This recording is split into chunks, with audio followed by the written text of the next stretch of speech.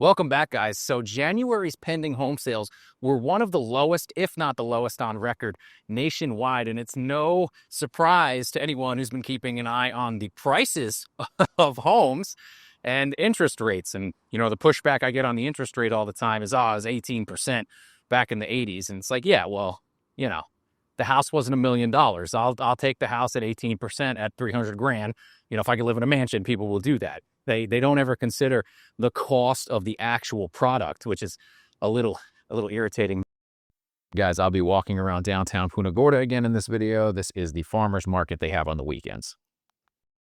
Well, the madness continues in the housing market in Southwest Florida. New builds just exploding everywhere. Builders are coming out with hot sheets a mile long. If you guys don't know what a hot sheet is, it's basically all the incentivized homes and things coming to completion soon. And these things can be lengthy, and all the builders are sending them out. I think at this point, the overbuilding is obvious, but yet they're still constructing more and more things. They're not stopping. North Fort's getting more apartments. We're getting more apartments here. It's insane. It's absolutely insane. I don't know where it ends. I wanted to touch about the property tax video I recently put out as well, because it sparked some good debate. Appreciate that, guys.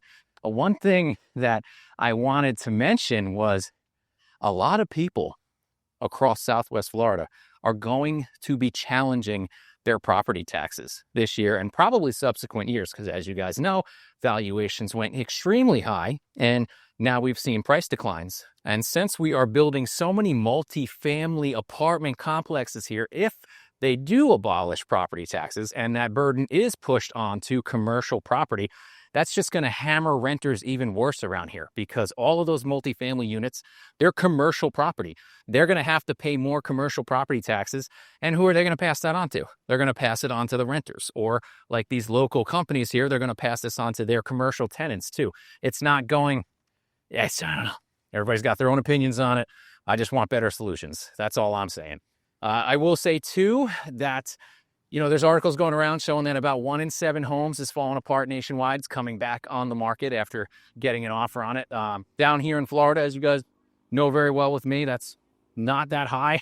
Usually it's about 25 to 30% of the things that I see. So it does illustrate a growing trend around the country. I believe it's also being reported that January had the lowest pending sales they're saying for forever, but I don't think so, because from what I looked at, it only goes back to a certain period of time. So they don't technically know that, but that's interesting that to hear other parts of the country start experiencing things that we've been dealing with in Southwest Florida here for well over a year, potentially even 2 years. It's interesting to see it start spreading throughout the entire nation. And we know why it is, guys. Home prices are too high.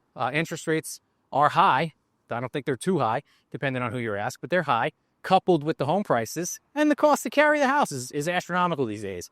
Everything has gone up, if not 50 to 100, potentially 200%. That includes home insurance, any repairs you need, even your electric bill. Electric bills are skyrocketing, so carrying costs all across the nation are up, not just here. But it's interesting to see, because a year or two ago, YouTube actually told me that my channel is 2 years old.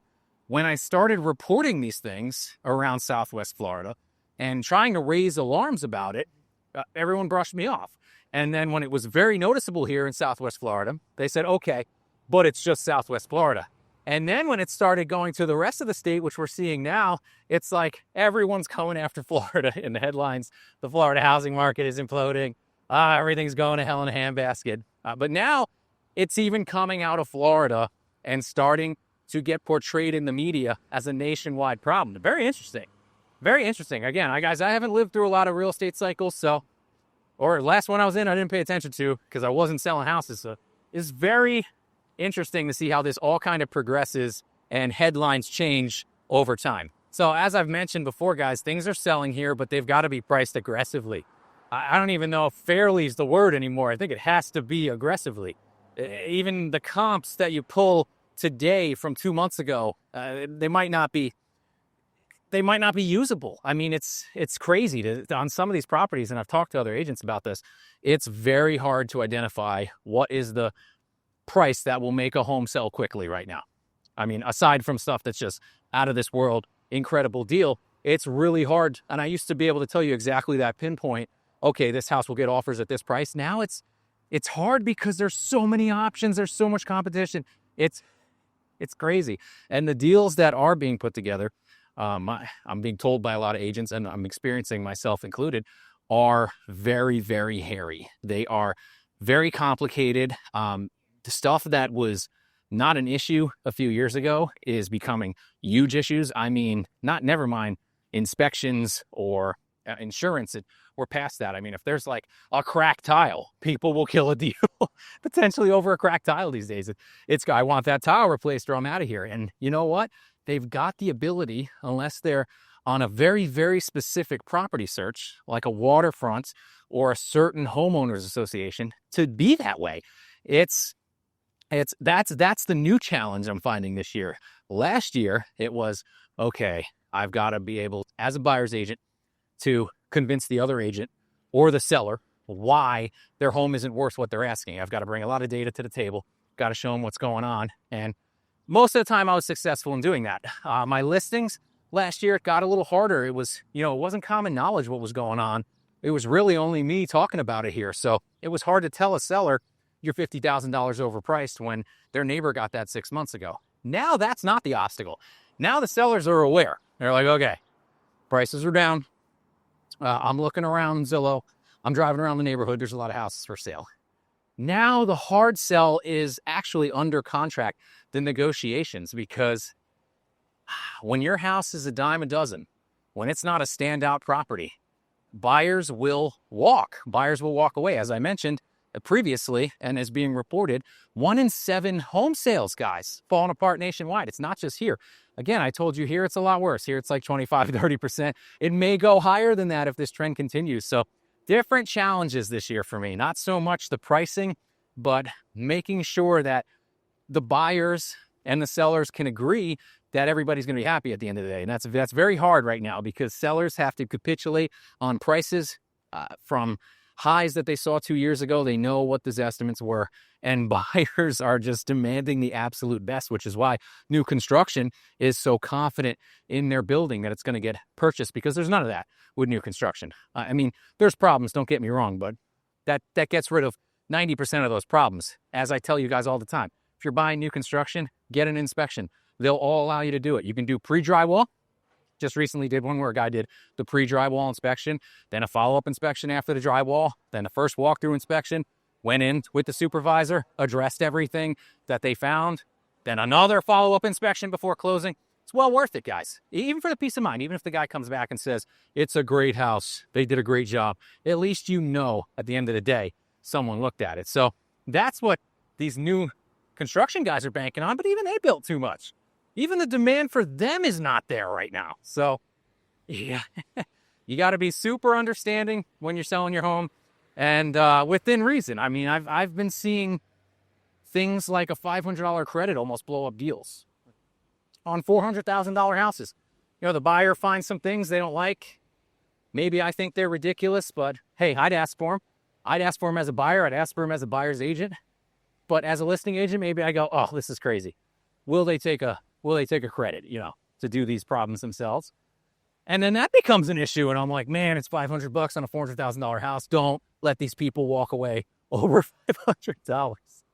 But that is what I'm seeing. That's the challenge now. And it's not just single family and condos coming to reality around here, guys. It's land too. It's land. Some of the land is ridiculously priced. And there's like, I've pulled comps and shown people that it's outrageous, and they just don't want to hear it. They think a builder's going to come in and pay them double what it's worth so they can build on it. And my first response is, have you seen how many? They've already built enough. Like, they also don't want to overpay for your lot. It's crazy. It's crazy. I had a guy call me, had a double lot in the Gulf Cove area, and, they bought it for $27,000, which I was like, oh, good price for a double lot. Not bad. So I pulled the comps. It's worth about $33,000. They bought it in the boom. Could you have sold it for $50,000 then? Probably, but you didn't. You held on to it. So they're telling me, oh, I want to sell it for $50,000. I said, okay, well, I'm sure somebody will do that. There's plenty of agents around here who'll take it. It's not me. What about $40,000? I just told you it's worth $33,000. Several comps right in the immediate area just sold for that. That's what it's currently worth.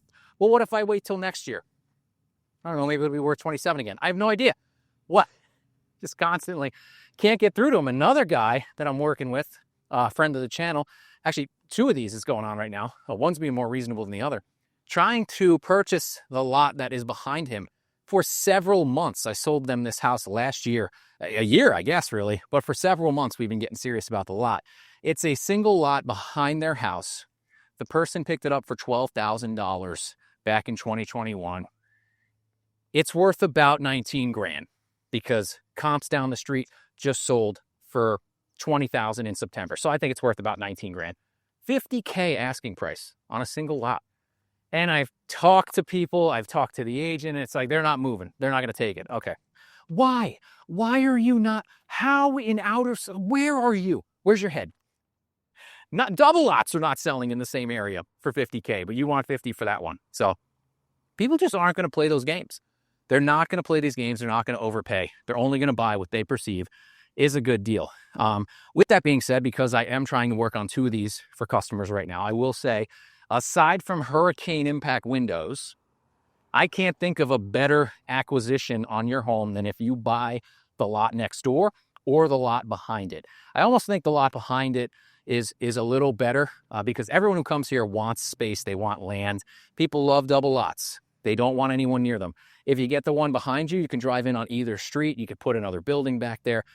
People seem to go a little crazier for lots in the rear of the house than they do on the side, but even on the side, in very high demand. I don't tell people to do a lot of things to their homes and it's expect a return on investment of those things, but impact windows is pretty close, and a double lot I might actually, depending on the market, be able, in a rising market, I can definitely add more than that double lot, what you paid for it, onto the house, in my opinion, and get it.